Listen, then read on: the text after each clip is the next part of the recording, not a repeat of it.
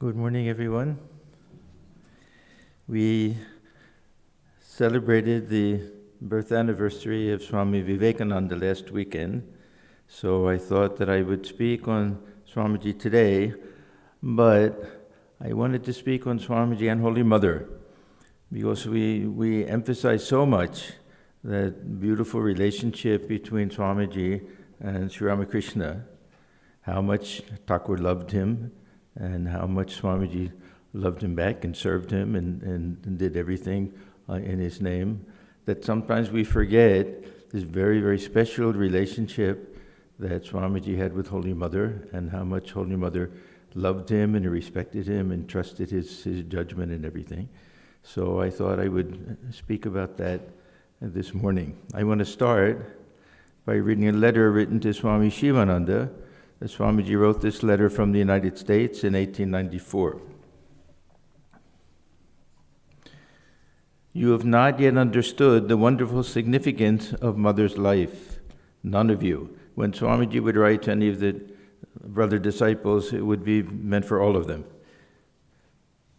You have not yet understood the wonderful significance of Mother's life. None of you. But gradually you will. Without Shakti, there is no regeneration for the world. Why is it that our country is the weakest and most backward of all countries? Because Shakti is held in dishonor here. Mother, meaning Holy Mother, has been born to revive that wonderful Shakti in India, and making her the nucleus, once more will Gargis and Maitreys be born into the world. Dear brother, you understand little now, but by degrees you will come to know it all. Hence it is her mutt that I want first. Without the grace of Shakti, nothing is to be accomplished. What do I find in America and Europe? The worship of Shakti, the worship of power. Yet they worship her ignorantly through sense gratification. Imagine then what a lot of good they will achieve who will worship her with all purity in a sattvic spirit, looking upon her as their mother. I am coming to understand things clearer every day. My insight is opening out more and more. Hence, we must first build a mutt for mother. First mother and mother's daughters, then father and father's sons. Can you understand this? To me, mother's grace is 100,000 times more valuable than father's. Referring to Holy Mother and Sri Ramakrishna.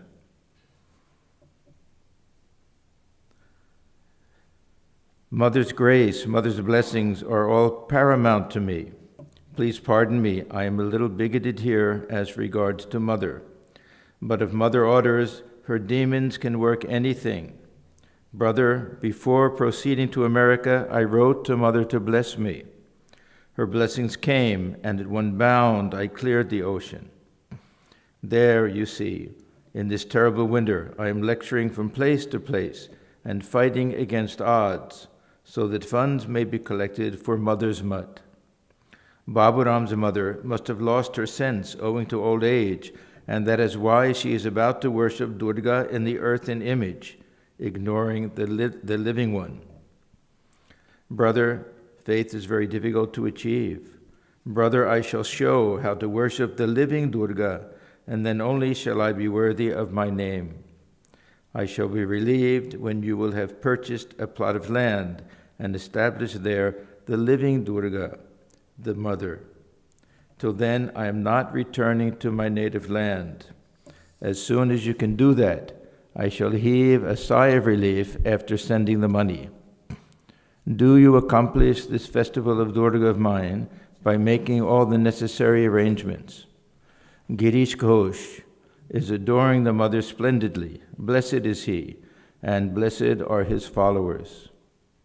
Brother, often enough when I am reminded of the Mother, I ejaculate, what after all is Rama?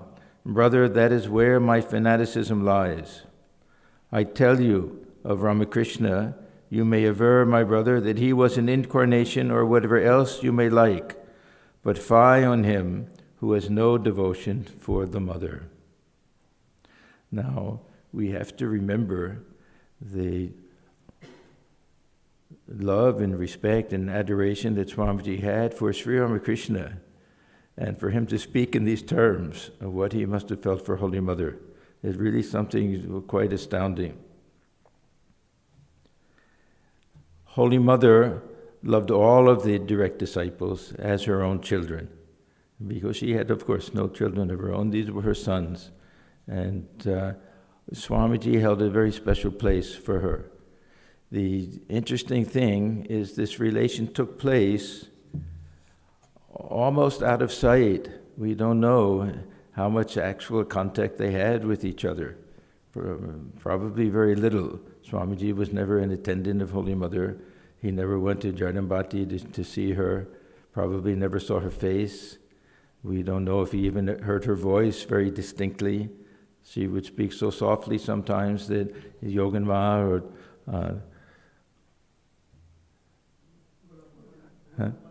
Golab Ma would have to speak loudly so that he could hear.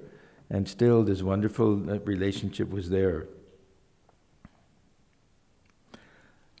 The only direct disciples really who had more or less free access outside of Jardambati, when Holy Mother was in her village, that was the custom. Those days the Orthodox custom was only in the village could the wife go freely without the veil and everything. But even then, even in Jardambati, when most of the direct disciples were there, or any devotees, she would remain veiled. And in Dakshineshwar, it was really only Latu Maharaj and Swami Advaitananda, the elder Gopal, because Latu was a servant boy and worked with Holy Mother, and Swami Advaitananda was quite a bit older. So Swamiji, as far as we know, did not go to Jardambati, possibly not to Udbodhan to see Mother there, although maybe one time. Huh? And Balaram Bose, we don't have any. So where did he get all of such tremendous devotion and love for Holy Mother? It's something really remarkable. We can only understand it on some superhuman divine level, I feel. This great love that he had for her. We know how shy Holy Mother was, that she lived in, if you've been to Dakshineshwar, you know this Nabat, just north of Sri Ramakrishna's room. And just early morning she would go out, answer the call of nature before everybody was up, and go back and spend almost the whole day in her room. When she would take food for Sri Ramakrishna, everyone else would leave. One of the temple authorities once said, "Yes, we heard that she lives here, but we've never seen her." She was so shy, and so many times she would cook for Swamiji. Swamiji would laugh and make fun of her. Her food is like sick food for patients and everything. He liked thick chapatis and thick dal and everything. But somehow this wonderful relationship took place. Holy Mother used to watch. She would have this bamboo screen covering the Nahabat, and she could peep through, bend down and peep through and see what was going on. So she saw Narendra, of course, many times. But how they had such a close relationship is really something remarkable. We can't even imagine not seeing somebody's face or barely hearing their voice, and still that tremendous love was there.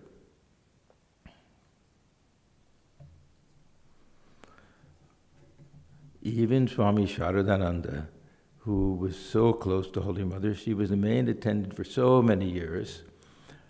She would remain veiled before him, even in Jardambati when he went there. And he would be a little bit hurt. He would say, "Does she think I'm her father-in-law, that she won't show her face to me?" And a very beautiful incident towards the end of Holy Mother's life, when she was so ill that she kind of reverted to this mood of a small child, and didn't like people poking her with this thermometer, and didn't like them forcing her to eat and everything. And finally she said, "Yeah, maybe I'll eat a little bit if Isharat feeds me." So Swami Sharadananda came, and of course Holy Mother had to remove her veil for him to feed her. And many of us feel that this was Holy Mother's little trick that she wanted to allow her very beloved son, Sharet, to get to see her freely that way. So she allowed him to feed her that day.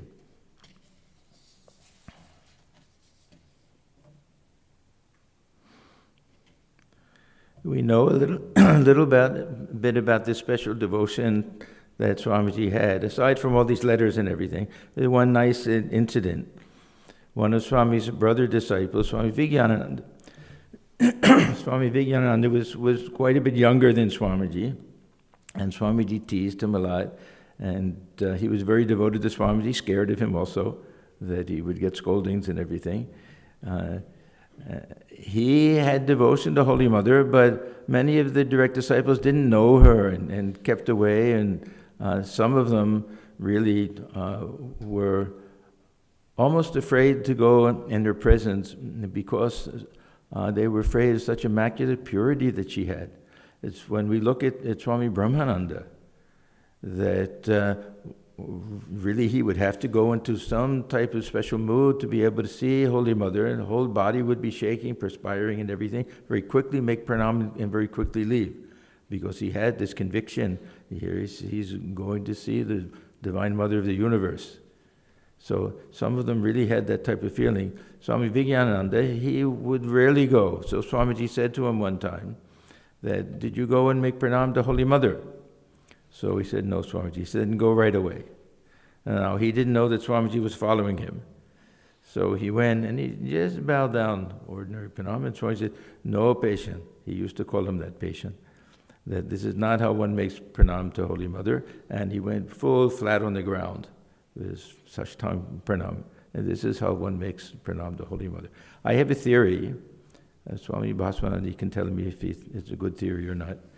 Many of our sadhus, in the mornings, it's a tradition after going to the main temple, we'll go to all the other temples to Swamiji and Holy Mother and Swami Brahmananda and make pranam.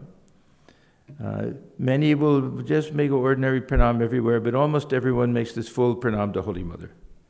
And my feeling is that a lot of it is based on this one incident that took place. Maybe wrong, but anyhow. But you'll find among the monks also a very special devotion to Holy Mother.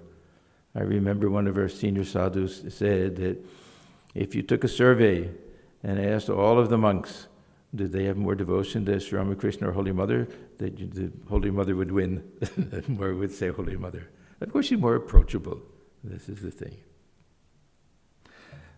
Now, I have another theory. One of the reasons I think that Swamiji had such a devotion for Holy Mother was because of the devotion he has for his own mother, his biological mother. We know that this was something very, very special.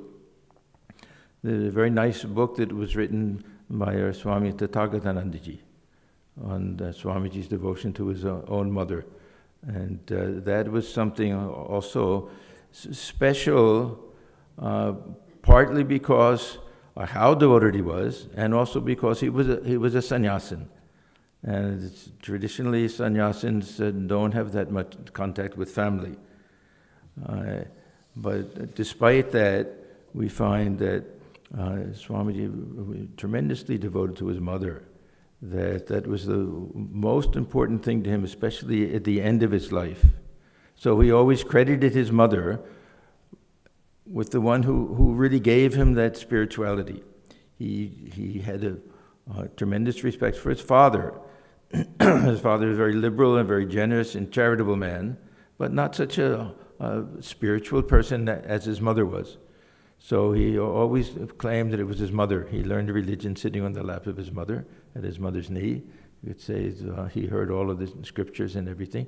Not that she was a learned or scholarly person, but all the different stories and everything. Swamiji had tremendous respect for motherhood in general, and the role of the mother, especially in India. He said once, "The mother is the God in our family. The idea is that the only real love that we see in the world, the most unselfish love, is in the mother, always suffering, always loving. And what love can represent the love of God more than the love which we see in the mother. Thus, the mother is the incarnation of God on earth to the Hindu." This is also why there's such sweetness in what Thakur calls it Shantan Bhav, is worshipping God as mother. Because the devotion we feel for our own mother, we can feel for the Divine Mother of the universe. We know the story of Swamiji's life. His father passed away when he was quite young. He was only 43 years old at that time, and this was in 1884. The family then, there were two older sisters, and then Narendra, and then the younger brothers. And Narendra, later Swamiji, of course, Swami Vivekananda, he was the one who would have been responsible normally for looking after the family and getting a good job and making sure that they had enough to live on. It was a very sad situation that Swamiji's father had supported all of these worthless relatives for so many years. And they have the huge house. Many of you, of course, have seen the house in Calcutta. It's now one of our centers and almost like a museum, a very beautiful place. But they were not only ungrateful, but after he passed away, they found out that he had a lot of debt, and they also conspired to take full control of the property, which meant that Swamiji's mother and brothers and sisters would have no place to stay. So it was a long court case. It went on for years and years and years, and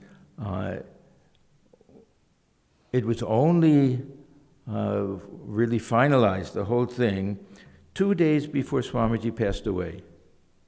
And even then, he had to go to court. Imagine, he knows that he has almost no time left, and still involved in this court case. It weighed so heavily on his mind that he had to make a final payment of 400 rupees to this one aunt, who was really the big troublemaker, to settle the court case, exactly 2 days before he passed away.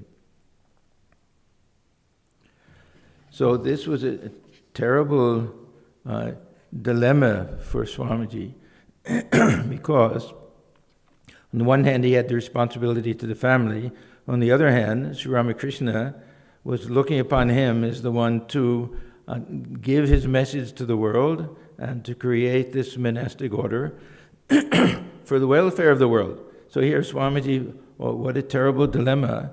What does he do? If he renounces the world, how will he get money? How will he be able to help the family? And if he doesn't, then what about this responsibility placed on him by Sri Ramakrishna? So it was something that weighed on him very, very heavily throughout, the final years of his life. Traditionally, if one takes to monastic life, one is free from any obligation. This would be the traditional thing. Swamiji could have felt like that, but he didn't really feel like that.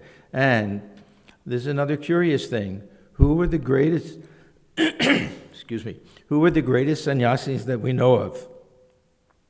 We have Buddha himself, we have Shankaracharya, we have Chaitanya Deva. They all had a special relationship with their mothers, very untraditional. In fact, in Shankaracharya's case, it was such an unorthodox thing that people really almost ridiculed him. But in Buddhadeva, after renouncing everything, went back to the family, and with his wife and children and son, and helped them become part of this whole monastic order and everything.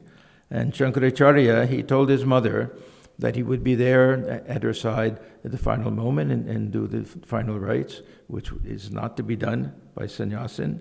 Chaitanya Deva also, he begged his mother permission to become sannyasin and said, I'll go to Puri, you'll be able to easily get word of me, and you'll be able to see me from time to time, probably in vision. So Swamiji had that type of mindset that, yes, he could have said, I'll renounce the world, then family is something I'll leave behind, I don't have to worry about them. But he's constantly worried. We find so many instances where he mentions that, what will happen to his mother and everything.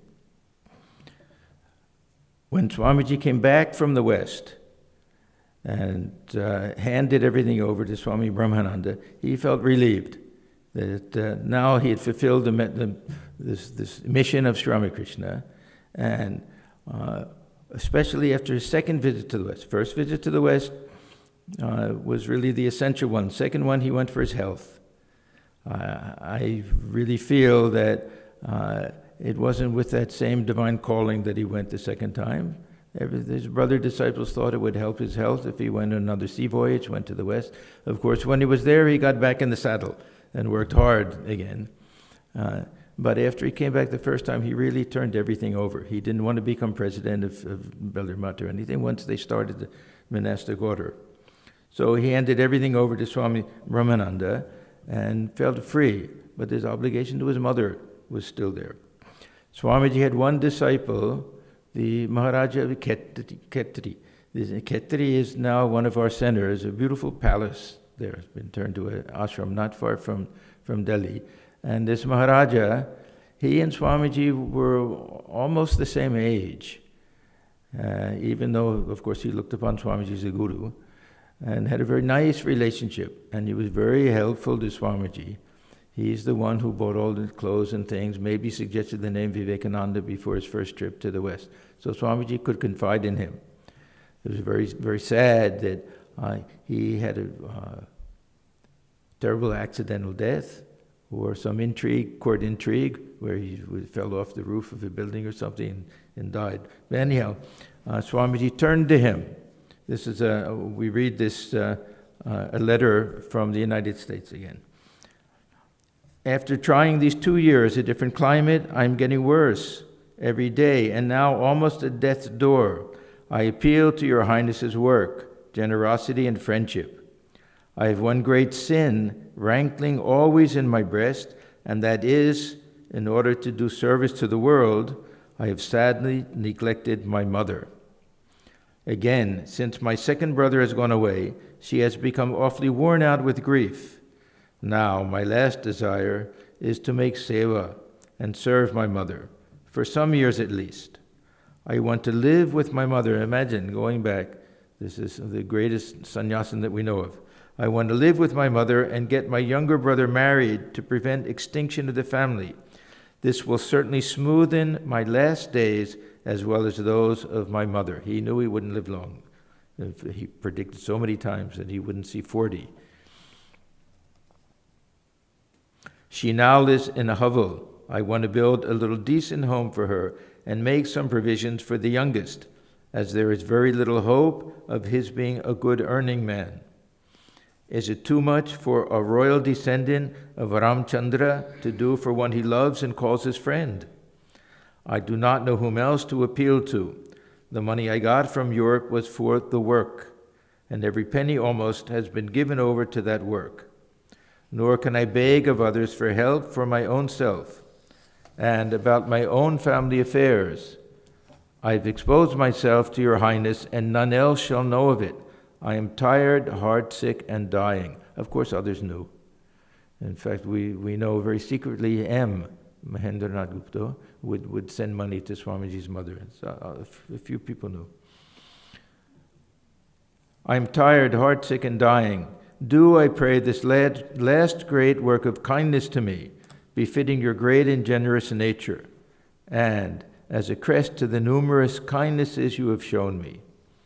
And as your Highness will make my last day smooth and easy, may he whom I've tried to serve all my life ever shower his choicest blessings on you and yours. Of course, Sri Ramakrishna. On March 7th, 1900, so this will be 2 years before Swamiji passed away, Swamiji wrote to Sarah Bull, who's a great friend and very charitable, helpful person in Boston. All my life I've been a torture to my poor mother. Her whole life has been one of continuous misery. If it be possible, my last attempt should be to make her a little happy. I've planned it all out. I have served the mother all my life. It is done. I refuse now to grind her axe. And that means the Divine Mother, Sri Ramakrishna. And let her find other workers. I strike. Now, as a result of all of this Maharaja of Khetri sent money every month for Holy Mother and died. So that whole thing stopped. The cerebral also helped. And We know that Swamiji's last desire was to take his mother on pilgrimage. And they went to many of the holy places in East Bengal, pilgrimage places, East Bengal and Assam. So that was also a great comfort to Swamiji.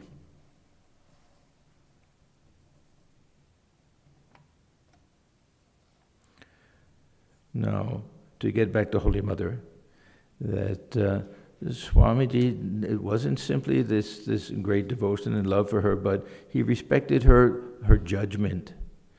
The Holy Mother just knew the right thing to do at the right time. They all understood that if there was any confusion about anything, it was always to ask Holy Mother. She was really the Sangha Janani, the mother of the order. And we find many instances where Swamiji had to turn to Holy Mother and get her advice on things. And sometimes something that Swamiji thought was a very good idea, she said was not a good idea. And immediately he would drop it. So we have different instances of these things.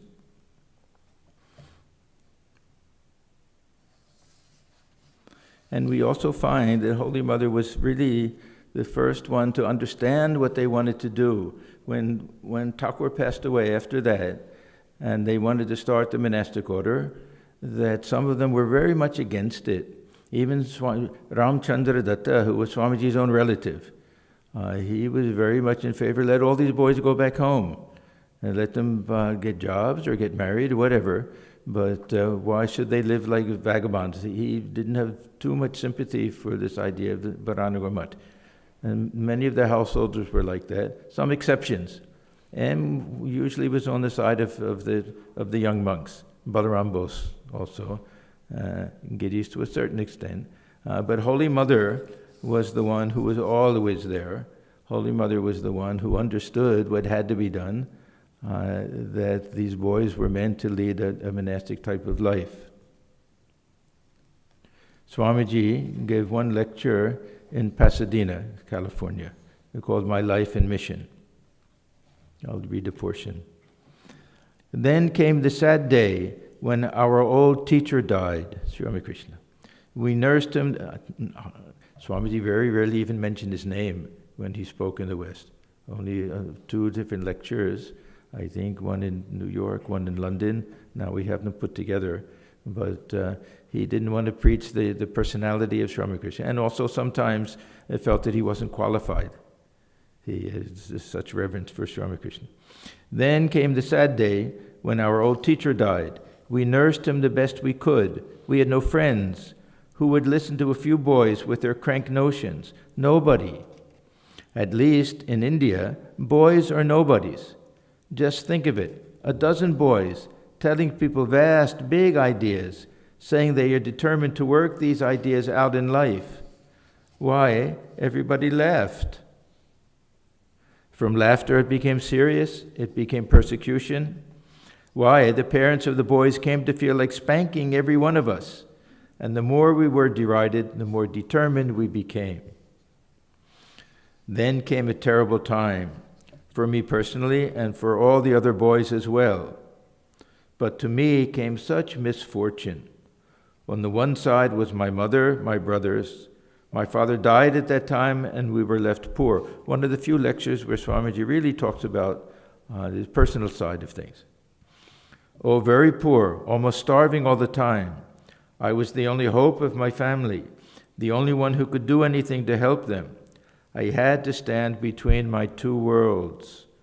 On the one hand, I would have to see my mother and brother starve unto death. On the other, I believed that this man's ideas, Sri Ramakrishna, were for the good of India and the world, and had to be preached and worked out. And so the fight went on in my mind for days and months. Sometimes I would pray for 5 or 6 days and nights together without stopping. Oh, the agony of those days. I was living in hell. The natural affections of my boy's heart drawing me to my family. I could not bear to see those who were the nearest and dearest to me suffering. On the other hand, nobody to sympathize with me. Who would sympathize with the imaginations of a boy? Imaginations that cause so much suffering to others. Who would sympathize with me? None except one. That one sympathy brought blessings and hope. She was a woman. Our teacher, this great monk, was married when he was a boy, and she a mere child. When he became a young man, and all this religious zeal was upon him, she came to see him. Although they had been married for long, they had not seen very much of each other until they were grown up. Then he said to his wife, "Behold, I am your husband. You have a right to this body, but I cannot live the sex life, although I have married you. I leave it to your judgment." And she wept and said, "God speed you, the Lord bless you. Am I the woman to degrade you? If I can, I will help you. Go on in your work." That was the woman. The husband went on and became a monk in his own way, and from a distance the wife went on helping as much as she could. And later, when the man had become a great spiritual giant, she came. Really, she was the first disciple. And she spent the rest of her life taking care of the body of this man. He never knew whether he was living or dying or anything. Sometimes when talking, he would get so excited that if he sat on live charcoals, he did not know it. Live charcoals, forgetting all about his body all the time. Well, that lady, his wife, was the only one who sympathized with the ideas of those boys.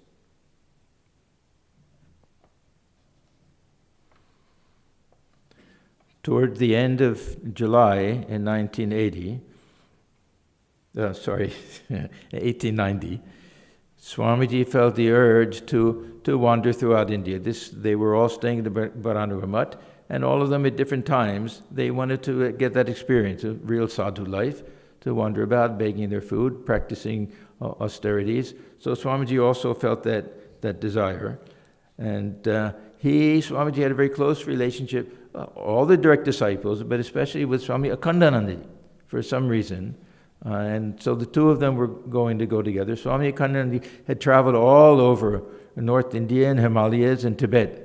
And so he knew how to take care of everything. That Swamiji would have had difficulty just going on their own. So they went to Holy Mother for blessings before they started out.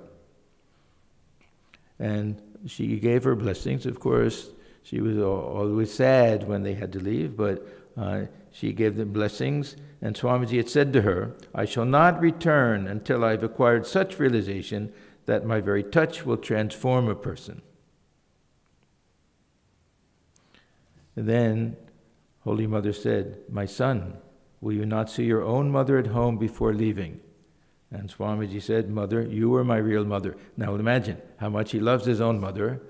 Probably it would have been too heartrending for him to go see his mother. So anyhow, for him, this was enough at that time. So Holy Mother gave her blessings to both of them and said to Swami Akhandananda, "My son, I am leaving my all," meaning Swamiji, "I am leaving my all in your hands. You are familiar with life in the mountains. See that Naren does not have to suffer for food." Now, when it came time for Swamiji to have one, but anyhow, he heard about it. Some of his disciples encouraged him to go, so that thought was in his mind. But he kept wondering, is it really Thakur's will, or is it just I have some desire to go to the West?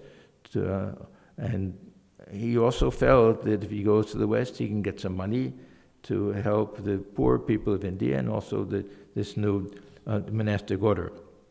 So word got out. His disciples encouraged him. Some of the big Maharajas, the Maharaja of Madras at that time, and at Mysore, offered a lot of money. His disciples, as Alasingha and others, they went around and just door to door raised enough money for the trip. Again, Swamiji had doubts. He said, "Take all this money and give it to the poor. If money comes again, then I'll know it's divine will. I know that I should go." So they did that, and the money came again. And Swamiji even had a vision of Sri Ramakrishna beckoning him, as if walking in the ocean and pointing that way and telling him, go to the west. Even that vision that he had of Sri Ramakrishna wasn't enough. He thought, if I get the blessings of Holy Mother, then alone will I go. So he, of course, was in the south then, so he wrote to Holy Mother, and she, of course, the same thing. She had her misgivings, and what will happen to my Nadan? Will I see him again and everything? But ultimately, she gave her blessings. And they say that when Swamiji read this letter, that when the Holy Mother wrote back with the blessings, that he alternately danced and wept in joy. Now, the wept, perhaps he thought, maybe I won't see Mother again. And he also knew his health was so poor. Well, I remember the first time I read that Swamiji saying, I won't live to see 40. I thought, what is he talking about, a young man and everything? But we have to remember, in those days, diseases like diabetes and everything, these were not curable diseases, and many people did die young, and Swamiji knew it. And his father died at 43, and he felt he had that same problem that his father had. So it was really a serious thing with Swamiji.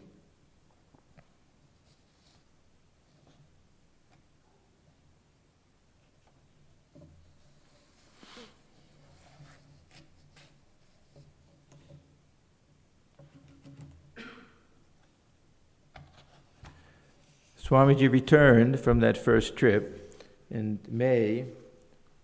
I keep writing 1998. He came back in 1997. 1897. The early dementia. I had trouble with these dates. 1897 he came back, and we know because they started the Ramakrishna Math in Mission, and this is our 125th anniversary of that founding, and our 25th anniversary because our center was founded 100 years after the founding of Belur Math. Same time. Yeah, April 1997, 1897. So Swamiji had come back, and he went to Darjeeling, again, because his health was very, very poor at that time. So Swami Atmajnananda said, Swamiji had been such a jolly person. Suddenly one morning I found that he had become serious. The whole day he did not eat anything, nor did he talk with anybody. The doctor was immediately called, but could not diagnose the disease. Swamiji sat the whole day with his head on the pillow. Then I heard that in Calcutta, 3/4 of the population had left the city owing to the plague epidemic. That is why Swamiji had become so serious. Swamiji said at that time, we have to serve them even though we are required to sell everything. That meant Belur Math at that time. So this was a very big thing. Swamiji was ready to do that. We were only wandering monks living under a tree. We shall stay under a tree. So this was not just some sentimental statement. Swami really, his desire to serve was so great, and there was so much suffering in Calcutta at the time, that he wanted to sell Belur Math, use the proceeds for this social service type of work. Now we'll find that there were a few times when the Holy Mother didn't agree with Swamiji. So this was one of these cases that Swamiji's brother monks, they appreciated Swamiji's tremendously compassionate heart, but they thought, sell this Belur Math, what will we do and what will happen in the future and everything. So they said, why not ask Holy Mother and see what Holy Mother says. As soon as Holy Mother heard, she said, no, my child, that you can't do that. She said, living under a tree may be all right for Thakur's all renouncing disciples, but those to come in the future would not be of that mettle. She understood that the second generation, third generation of monks wouldn't be able to do that, to live like that. And she also knew that Belur Math will be a place of great refuge, that so many people will come in the future, so much work will come there, that she said, no, my child, that you're not even allowed to. The Belur Math is in the name of your guru, and that was at that time in her name. There was a funny argument that she gave. You don't even have the right to sell it, even if you wanted to. But as soon as Swamiji heard that, immediately gave up the idea. And he understood that her wisdom was greater. Fortunately, funds came. The government also provided a lot of funds.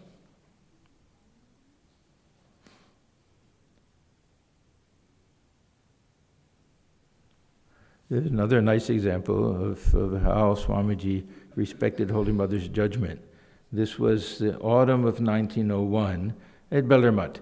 And they had not yet had a real full celebration of Durga Puja at Belur Math. And Swamiji had a vision of Ma Durga walking the grounds there. And Swami Brahmananda also had a vision. So they both, when they heard that each other had had a vision of Durga, then they said, no, we must have Durga Puja. Now, at that time, there was a little bit of a feeling that these young boys were not really leading a very strict orthodox type of life of a sannyasin, or even for a good Hindu, that they're not doing things according to all the rites and rituals and everything. And Swamiji also had a desire to do the Durga Puja and to do it fully, perfectly, according to the scriptures and everything. Now, one of the things that traditionally was done was a sacrificial goat. This is Bolidan, they call it. So Swamiji thought that we should do everything. We should do it fully that way. And then others thought that, well, is this really a good idea? That here are sannyasins and practicing non-violence and everything, and the kind of a bloody thing, should we really do it? So they decided that Holy Mother should be consulted. And as soon as the Holy Mother heard about this, she said, no, my child, in the future, many will come from foreign countries, they won't understand this at all, and your sannyasins, is not proper for you to do something like that. Immediately Swamiji dropped that idea.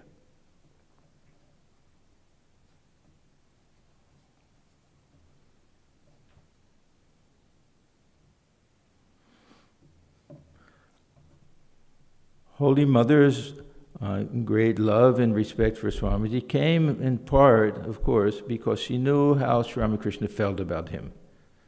And she knew that he was really designated to carry on the work. But she also had some visions. She had some experiences and everything, which were very important in her life also. I will talk about one thing that took place in this Nilambar Babu's garden house, now also part of the larger Belur Math compound. And this was used as really the monastery while Belur Math was being built, and also that Holy Mother stayed there on different occasions. I'm reading from Swami Gambhiranandi's life.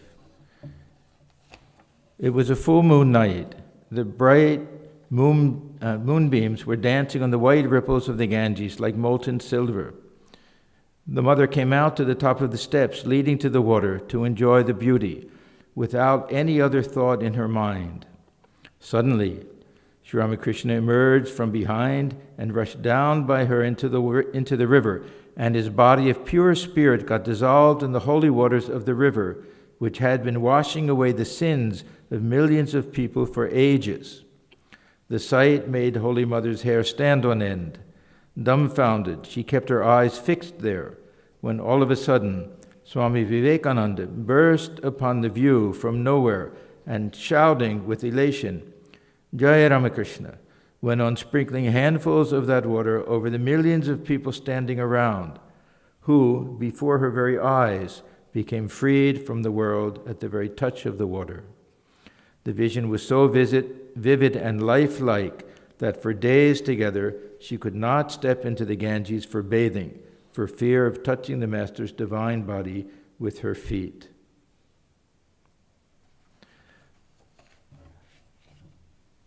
So we see that there are occasions where Holy Mother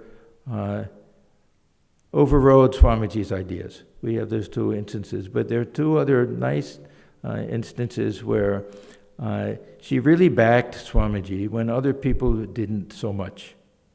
We know that at the very beginning, when they had their first meeting, this is on May 2nd in 1897, and Swamiji gave his ideas about the social service work and preaching work, and that these are two things that Sri Ramakrishna did not emphasize, and some of them were not much in favor of that Holy Mother never wavered. She always thought that what her Nadan was doing was Sri Ramakrishna's will. And there's a nice incident that some years later, Holy Mother went to Varanasi, and M was there at that time also. M was one of the ones, or Mahendranath Gupta, the compiler of the Gospel of Sri Ramakrishna, he was one of the ones who was a little bit against all of this. That Thakur said, first realize God, then help the world. So he wasn't very much in favor of this, the work that was being done. This was a big hospital serving so many people there. And Holy Mother saw what was going on, and she blessed the work, and she said, yes, what my Nadan has done, this is Thakur's work that's being done. She very strongly appreciated it. So somebody turned to M and said, you accept it now? He said, yes, now I accept it. And other nice story, when Swamiji started Mayavati, or Advaita Ashram in the Himalayas, he said, I want to have one place at least where there's no ritualistic worship at all. There should be no shrine, there should be no puja, nothing like that. That it'll be strictly for the study of Advaita Vedanta, and of course it became a publishing center and everything. But Swamiji went one time and saw, despite all of this, a little shrine had been set up, a little puja was going on. He was very unhappy with that. He said, can't we have at least one place just for this jnana yoga, we can say, something like that. So the monks who were doing that, they thought, we'll get Holy Mother involved. Holy Mother will say, yes, my child, you're worshiping Sri Ramakrishna, what's wrong with that? Huh? So they wrote to Holy Mother, and she said, no. What Nadan said is right.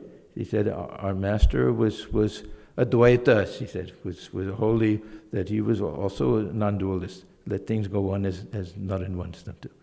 So we see a very beautiful relationship between Swamiji and Holy Mother, how much she loved him, how much Swamiji respected her and loved her. That unless we see that, only understand this relationship between Sri Ramakrishna and Swamiji, we don't really get that full picture. So I thought that I would just say a few words today about Swamiji and Holy Mother. Let's take a few minutes and we can just sit in quiet reflection.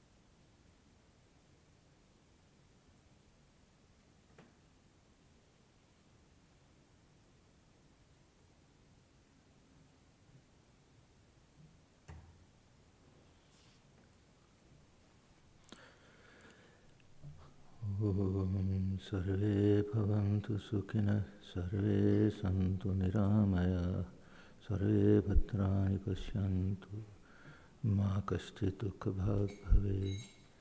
Om Shanti Shanti Shanti Hari Om Tat Sat. May all beings be happy. May all be free from disease. May all realize the highest good. May none suffer from misery.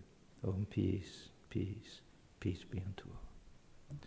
Next Sunday, we will hear from our Swami Swahananda ji on spiritual practice. What is the full title? The Power of Spiritual Practice. Yeah. So we will have a closing song by Pratishtha, and please join us. Is anything set up in the basement? In the basement, we'll see. Okay.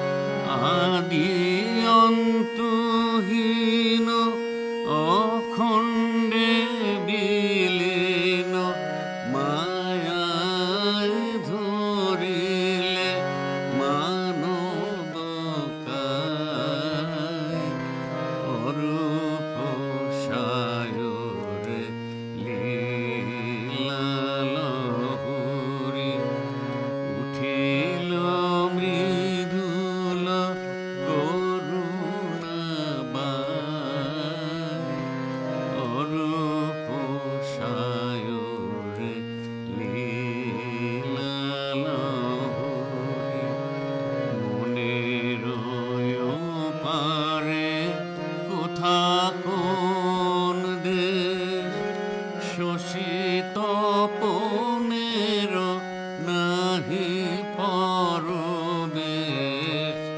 মনের পারে কোথা কোন দেশ, শোষিত পনের নাহি পরবেশ, তব হাসি রাশি কিরণ বরসে, তব হাসি রাশি কিরণ বরসে, উজলে সেথাও চারু ভাই, অরূপ সায়রে লীলা লহরে, উঠিল মৃদুল করুণাবাই,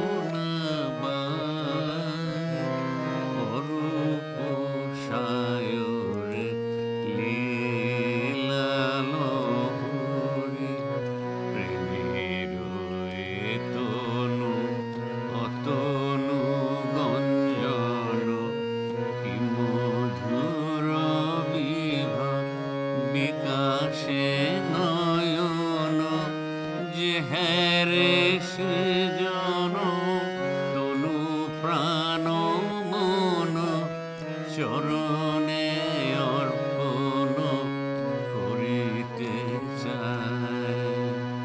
প্রেমের তনু অতনু গঞ্জন, কি মধুর বিভা বিকাশে নয়ন, যে হ্যারে সে জন তনু প্রাণ মন, চরণে অর্পণ করিতে চায়।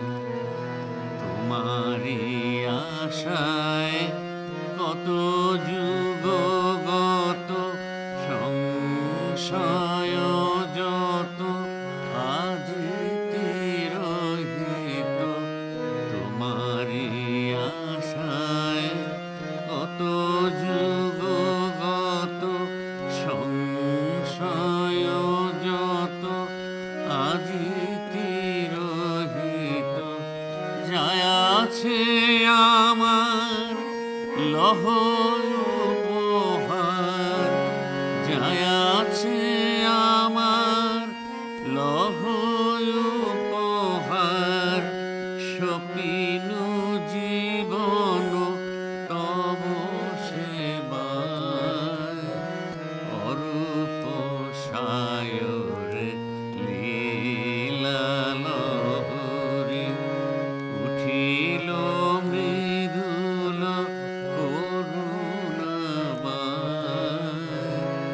অরূপ সায়রে লীলা লহরে, আদি অন্তহীন অখণ্ডে বিলীন, আদি অন্তহীন অখণ্ডে বিলীন, মায়ায় ধরিলে মানব কায়, অরূপ সায়রে লীলা লহরে, উঠিল মৃদুল করুণাবাই, অরূপ সায়রে লীলা লহরে।